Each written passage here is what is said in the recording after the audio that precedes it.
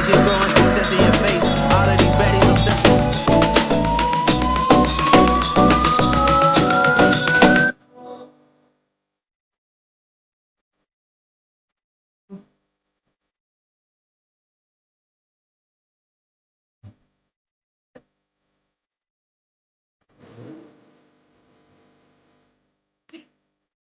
What's good, everybody? Looks like we got some attention that we needed. My views went up every video. As you can tell, I've been getting a lot of K-bots disliking my videos. Reported this video where now, as you can see for episode 3, uh, technically there is no audio anymore. Looks like we had a commenter. Paying your bills on time raises your credit score, right? Wrong. In fact, this is one of the 3. But you won't have no audio for this episode. We got a internet gangster here. I replied to him.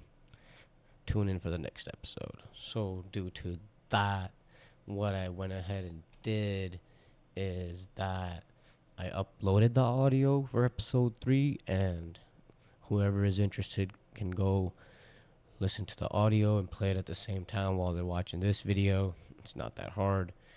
And let's go back into why we are here.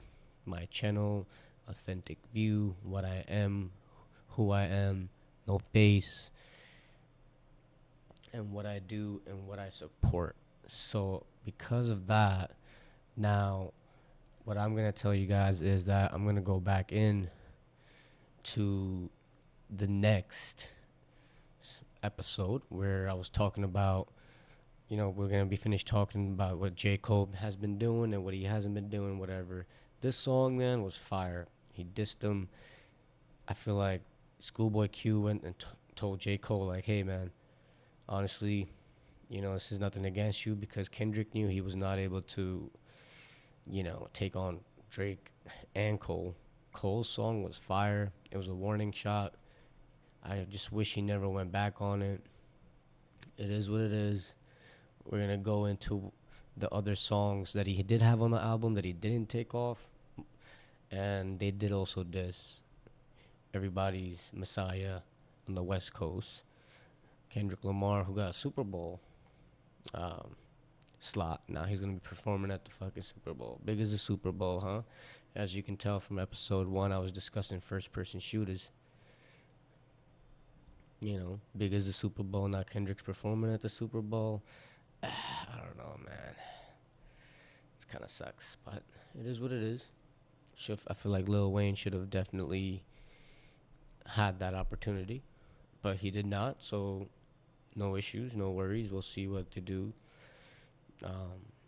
Jay-Z did release a statement saying that Kendrick's impact will be seen for years to come, but I feel like that's a dig at Drake, and I feel like he has aligned with the higher ups and on their conspiracy to eliminate Drake, which hasn't worked, by the way. Every month of this fucking year, 2024, Drake has been the most streamed rapper and artist of all genres. So I don't know who isn't saying that they're listening to Drake or is saying that they aren't, but they definitely got some songs playing. Dude's like the most streamed artist right now for each month, like I said, and he's like way past everybody's numbers, man. We'll talk more about that later. Let me get through these diss tracks. Let me explain what these diss tracks about. Like I said, I'm a Brooklyn nigga living in the hills in LA. So my opinion is biased. I ain't no blood. I ain't no crip. I ain't no gangster. But I get money, and I does know what it is. If y'all want to talk like that where you was, nah, I'm good, G. But I grew up around a lot of different environments, if you know what I'm saying. Hermano. So we gonna get this shit right, alright? Like, subscribe, go watch my other videos, comment. I'll get into more conversation with you guys. I'm not gonna let you know any of my social media, who I really am. So hashtag no face. Let's get into this. Like he's saying, reach for my dog for his shit get dicey. Shining now, you never seen a click get icy. which was like a predecessor to his diss track. Anyway, first Cole, J. Cole, he goes ahead and keeps talking about, he's about Kendrick starving for attention, only talking about when he disses, like, everybody talks about him. So over here he keeps diving in. There you go. See, you a shit ain't adding up. No, you a phony. Check your image. Rapping tough. All them niggas in your audience is bitches. Okay, we all know who he's talking about here. It's all the white boys mostly. As I said, I'm glad he didn't take this track off the album. Letting Kendrick know, like, yo, like, it's still on, homie. All that shit you've been talking. But there he goes, and then he tries to be a little honest with him, and, he can be John Gotti. There you go. He's talking a lot of shit, man. Simple math, a bit of a cash. There you go, your pillow soft, so kill the boss talk. Obviously talking to Kendrick, saying all that shit that you're saying. We know where you at. We know your girl's white. Like, we know one of your kids might not be yours, because definitely son looks like Day Free for sure. I'm not saying Drake is all, angel and cool and everything and whatever, but Kendrick's a culture vulture too. I'll get into that a little later. But he says, you cough drop, and there you go. He's just saying, I got bars forever, bro. Never kill a call drop, never will. So at the end of the day, still the hardest nigga on the planet for Earth from January 1st until the ball drop. Okay, we get you. This chorus and the Cole, he goes a little bit, a little deeper into the song, and he doesn't really talk about Kendrick here a lot, but he does say, like, that he is on top of shit, and I just feel like,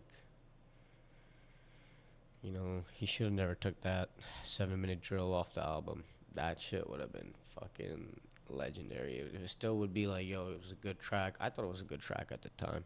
So let's go ahead and dive into the next song, which was Drake's first shot back. And supposedly Kendrick had already heard this because the Weeknd leaked it.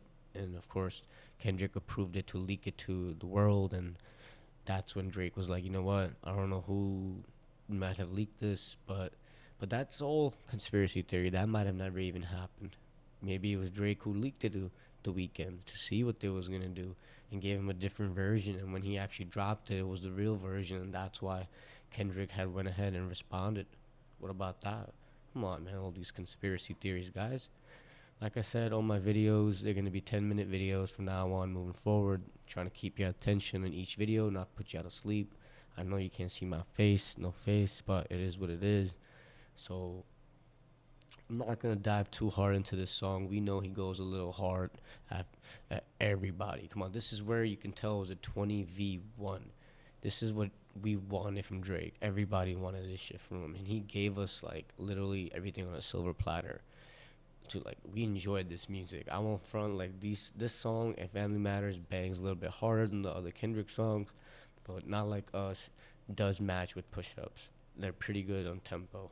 But Family Matters, that switch up in beats is even crazier.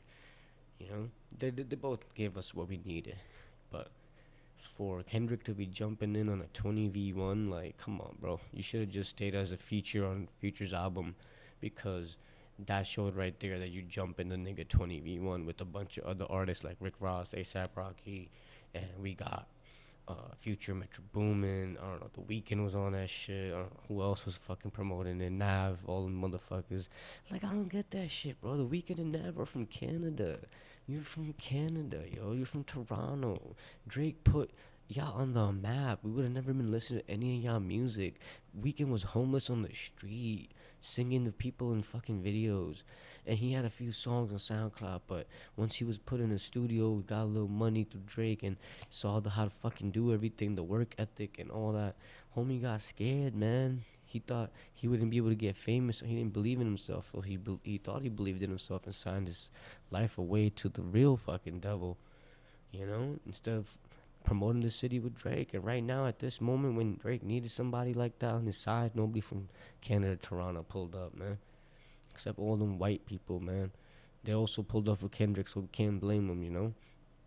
Rick Ross got jumped at the concert, man. I'm just ranting right now, but I got a lot of shit to get off my mind, man. All this bullshit going around, like, it was a 20v1, man. Kendrick jumped this nigga in a 20v1. That's pussy as fuck, man. Tune in for the next episode. I'm out.